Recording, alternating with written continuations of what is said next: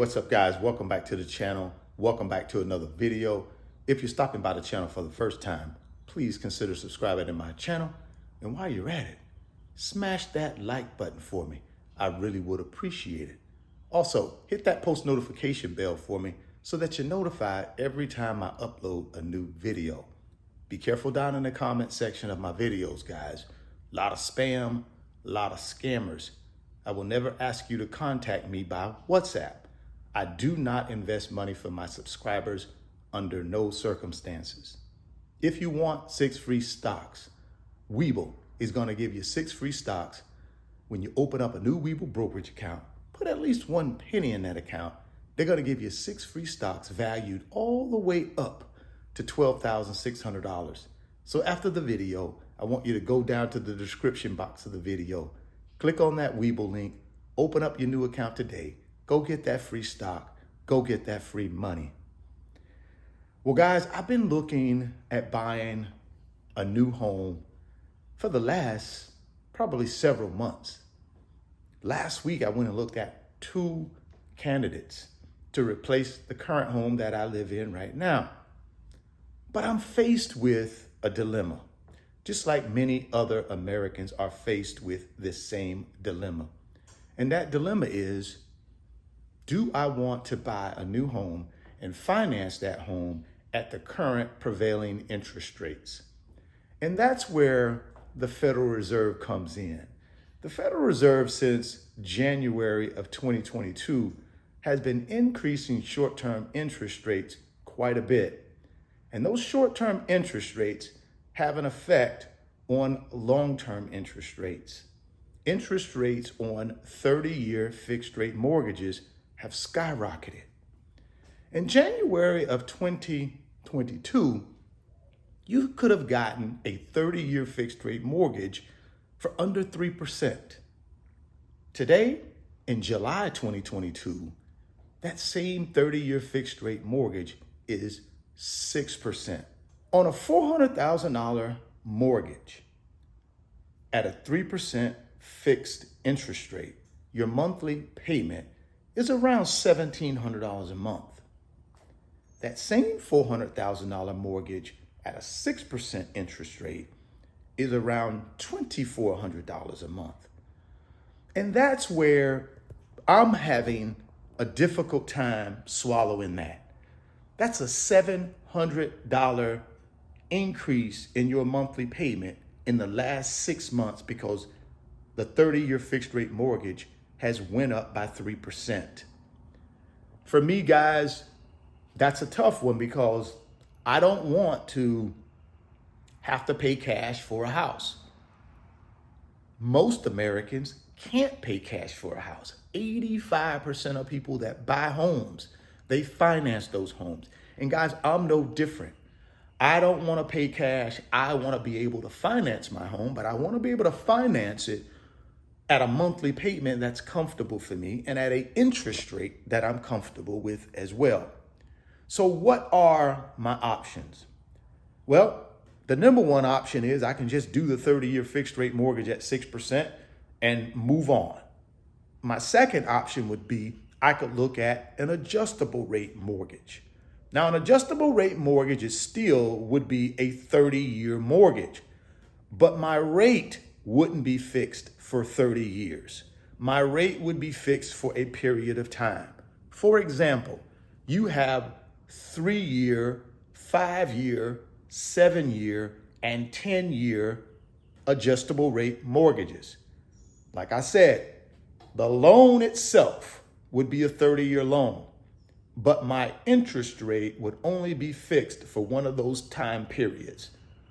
If I were to go with a 5-1 adjustable rate loan, then my interest rate would be fixed for 5 years.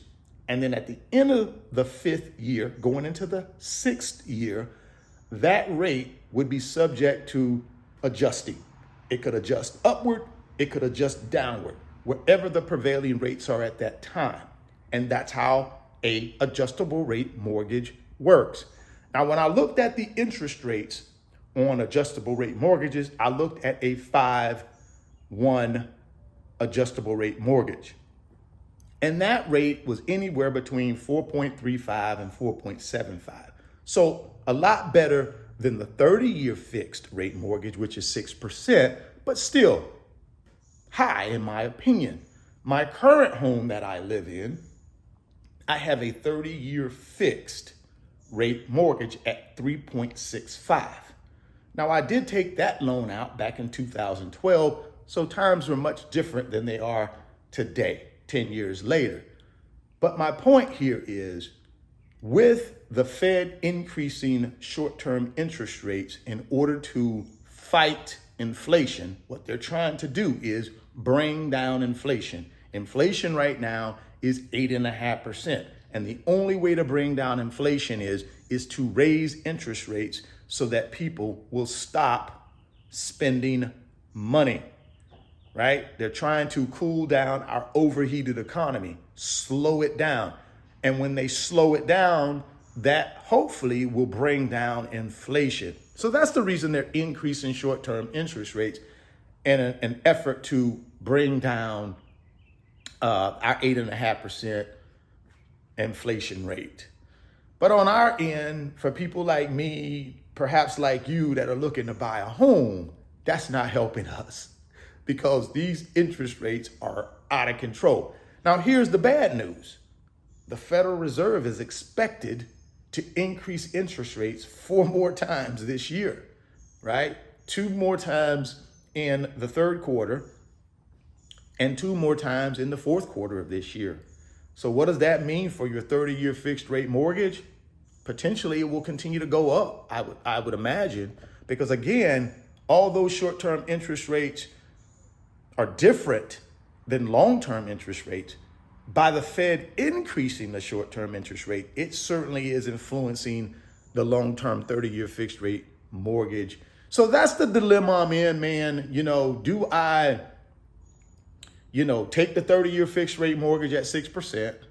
Do I do the 5-1 or the 7-1 or the 10-1 adjustable rate mortgage in order to slightly bring down the interest rate? Do you pay cash or do you just stay put where you're at? Now, I know some people will say, hey, go ahead and get the house if that's what you want. And in the future, you can always refinance and get a lower rate. And that's true. Won't you guys drop me some comments down in the comment box and let me know what you think about what's going on with the 30-year fixed rate mortgage? And has that affected your decision on whether, 1, you want to buy a new home, or 2, refinance your existing home that you have? Because I know there's a lot of people out there that would like to refinance their home and maybe pull some cash out because they got all this equity in the house right now. And really, the 30-year fixed rate mortgage, even on the refinance side, is still 6% or higher, right? So it's tough. All I can tell you is we all have a decision make when it comes to, buying a home. And right now, my decision is, again, do I just barrel ahead and take the 6% interest rate? Do I take the 4.75 rate on the 5-1 arm? Do I go to my cash and just take the cash out? Because I have cash sufficient enough to buy the house as well. But do I take all of my cash reserves and deplete them to buy a house? Or do I just stay put where I'm at, man? So that's a decision I got to make. I'm going to continue to ponder that decision. And at some point, I will come up with a solution for myself. And I hope you guys come up with a solution for you. But I just wanted to share with you today my thoughts on the Fed raising short-term interest rates and how that's affecting my search to buy a new house. If you guys want those 6 free stocks from Webull, man, click on that link down in the description box. Open up your new account today. Go get that free stock. Go get that free money. If you're stopping by the channel for the first time, please consider subscribing, share the video, smash the like button. Thoughts become things. If you can see it in your mind, you can hold it in your hands. You guys keep chasing your greatness. Never stop believing in yourself. And I'm going to catch you on the next video. Peace. Today's video is sponsored by my company, RF Financial Consulting. And in my company, I work with individuals just like you through financial mentoring and coaching sessions. And in those 1-hour sessions, we talk about strategies to help you get to your financial freedom, whether it be through real estate investing, stock market investing, creating additional streams of income, credit card arbitrage, or starting and growing a business. If that's something that you might be interested in, there's an email address in the description box of the video. Send me an email and let's discuss if I'm the right fit for you.